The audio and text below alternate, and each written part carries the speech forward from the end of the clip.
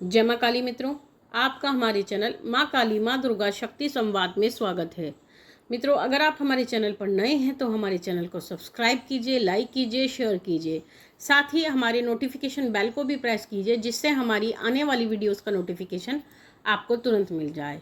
मित्रों, आज का जो विषय अपने आप में महत्वपूर्ण है, तो आप पूरी वीडियो को ध्यान से सुनिएगा, जिससे कि आपको पूरी जानकारी समझ में आ सके। आज का जो विषय है वो विषय ये है कि जब आप कोई भी जब तप करते हैं, चालीसा का पाठ करते हैं, तो उसके बाद भी आपको बुरे स्वप्न क्यों आते हैं, अर्थात आपको बुरे सपने क्यों आते हैं।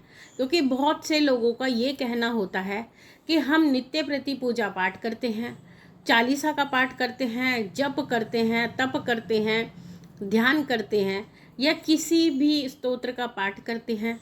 जो हमारे इष्ट आराध्य होते हैं, हम उनके स्तोत्रों का भी पाठ करते हैं। अगर हमारे इष्ट आराध्य मान लीजिए भोलेनाथ हैं, तो हम उनके मंत्र का भी जाप करते हैं, स्तोत्र का भी पाठ करते हैं। लेकिन इतना सब कुछ करने के बावजूद ऐसा क्यों होता है कि हमें बुरे स्वप्न आते हैं?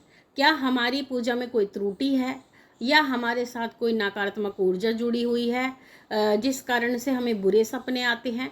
और जो ये बुरे सपने आते हैं, जो उनका सर्कुलेशन रहता है वो कैसा रहता है? ये जो आपके बुरे सपने होते हैं, ये आपको कभी कभी आते हैं। कुछ लोगों को कंटिन्यू आते हैं, डेली आते हैं, तो वो एक अलग परेशानी होती है। लेकिन कुछ लोगों को बुरे सपने कभी कभी आते हैं, तो उसमें क्या होता है, तो उसका क्या कारण होता है, क्यों आते हैं आपको बुरे सपने? तो इस रहस्य को आपको जानना होगा। क्योंकि जब तक आप अधूरे ज्ञान के साथ कोई कार्य करते हैं, तो आपको उसका कहीं ना कहीं दुष्परिणाम देखने को मिलता है। तो ये भी एक दुष्परिणाम ही है कि जब आप पूजा पाठ करते हुए भी बुरे स्वप्न देखते हैं, तो ये आपके पूजा पाठ का कहीं ना कहीं दुष्परिणाम होता है। और दुष्परिणाम होने का कारण होता है ज्ञान का अभाव, अर्थात आपके पास ज्ञान नहीं होता, आप अधूरे ज्ञान से कार्य करते हैं।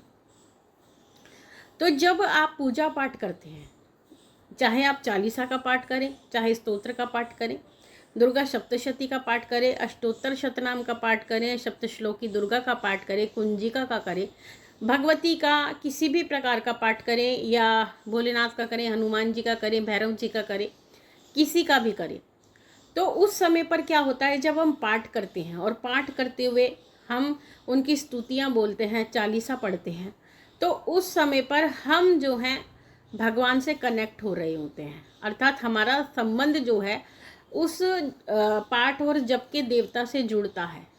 तो जब हमारा संबंध उस पाठ के देवता से जुड़ता है, तो वो देवता की ऊर्जा हमारे पास आती है। अर्थात जहाँ पर हमारा जाप होता है, चालीसा जहाँ पर हम बैठ के कर रहे हैं, वो समय पर वहाँ ऊर्जा आती है।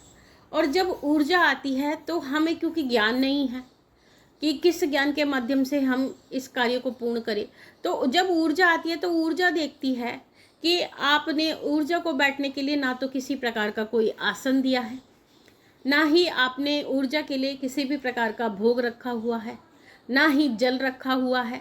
और जब आप देखते हैं जब आप ऊर्जा देखती हैं कि वहाँ पर ना तो आसन है, ना जल है, ना भोग है, तो ऊर्जा वापस चली जाती है। अर्थात आप कभी भी किसी भी ईश्वर का स्मरण करते हो तो ऊर्जा जरूर आती है, और वो ये देखती है कि उनके बैठने का वहाँ स्थान है या नहीं।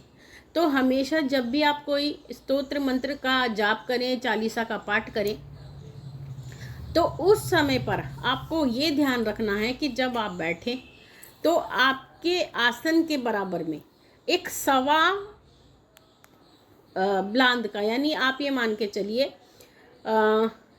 सवा ब्लांद का मतलब होता है आपके पास जो है 25 इंच का जो कपड़ा होता है, इतना बड़ा, मतलब एक हथेली जितना आसन, मतलब आपके पास, यानी लाल रंग का वस्त्र जिसको आसन बोला जाता है, हथेली जितना तो होना ही होना चाहिए। उससे बड़ा भी आप ले सकते हैं, हथेली जितना आपका होना ही चाहिए। उससे बड़ा भी अगर आपको मिल जाए, तो आपको एक आसन बिछाना होता है। आसन में आप लाल कपड़े का प्रयोग कर सकते हैं। आपको अपने बराबर में, अपने से थोड़े से आगे, एक हथेली जितना कपड़ा लाल रंग का जो आसन का प्रतिरूप होगा, आपको बिछाना चाहिए। जो कि एक शक्ति का आसन होता है। और उस आसन पे आपको, आप चाहे तो अक्षत भी रख सकते हैं, अर्थात चावल भी रख सकते हैं, एक पुष्प भी रख सकते हैं। तो वो आपके देवता का आसन होगा। जब देवता की ऊर्जा आएगी, और जब ऊर्जा आएगी तो वो देखेंगे कि आसन रखा हुआ है, आसन बिछा रखा है हमारे लिए, तो ऊर्जा आसन पर विराजमान हो जाती है। उसके बाद में जब आप पाठ करते हैं तो पाठ करते समय ही आपके पास में जल होना चाहिए और कोई ना कोई भोग प्रसाद होना चाहिए। भोग प्रसाद आप अपनी सामर्थ्य के अनुसार से रख सकते हैं। उसमें आप मिश्री भी रख सकते हैं, पंचमेवा भी रख सकते हैं, किसी प्रकार का अगर आपके पास फल है तो फल भी रख सकते हैं। अगर हनुमान जी के लिए रख रहे हैं तो गुड़ चना भी रख सकते हैं। तो वो ये आपकी अपनी सामर्थ्य होती है, ठीक है ना। मिश्री का हर कोई रख सकता है। तो आपके पास कोई ना कोई भोग अवश्य होना चाहिए, और एक लोटे में या एक छोटी जो लोटी होती है उसमें जल होना चाहिए। तो ये 3 चीज़ें आपके पास अवश्य होनी चाहिए। जब ऊर्जा आएगी तो वो आपके स्तोत्र मंत्र जाप को ग्रहण करेंगी, और ग्रहण करेंगी, जो भोग रखा है उसको ग्रहण करेंगी, जल को ग्रहण करेंगी, और इसके जो बदले में आपको आशीर्वाद दे करके जाएंगी। तो वो ये जानेंगी कि जब आप पाठ कर रहे हो तो जो आपका विधान है वो पूरा है। लेकिन जब आप ये चीज़ें नहीं करोगे तो ऊर्जा वापस लौट जाएगी, जिस कारण से आपको बुरे सपने आएंगे, आप कई बार डर भी जाओगे। तो यहाँ पर एक कमी होती है, क्योंकि जब हम किसी भी देवता की सेवा करते हैं तो उनको भोग देना जरूरी होता है। भोग देना ये पूजा का अंग होता है। और जब आप देखते हो, अगर हम हवन भी करते हैं तो उसमें भी आहुतियाँ जाती हैं। आहुति का अर्थ भोग ही होता है, वो देवताओं का भोग होता है, हविष्य जिसको ग्रहण करते हैं देवता, और उसी से प्रबल होकर के वो हमें वरदान देते हैं, हमारे कष्टों का निवारण करते हैं। तो ये वैदिक परंपरा है। तो क्योंकि आप यहाँ पर हवन नहीं कर रहे हो, केवल जाप कर रहे हो, तो इसलिए आपको भोग रखने को बोला गया है। हवन करोगे तो हवन में वो आहुति के माध्यम से भोग जाएगा। और साथ में जब पूर्ण आहुति होती है तो आप जानती हो गोले की आहुति जिस प्रकार से दी जाती है, पूर्ण आहुति की जाती है घी और गोले के माध्यम से।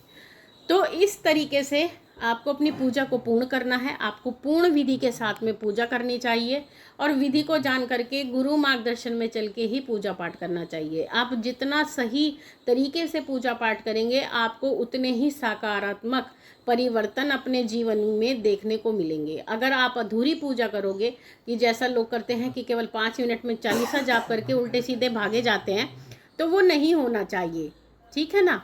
तो इस बात को जान करके आप इस विधान से पूजा करें तो आपको बुरे स्वप्न आने बंद हो जाएंगे, और आपकी जो है पूजा ईश्वर के द्वारा ग्रहण की जाएगी।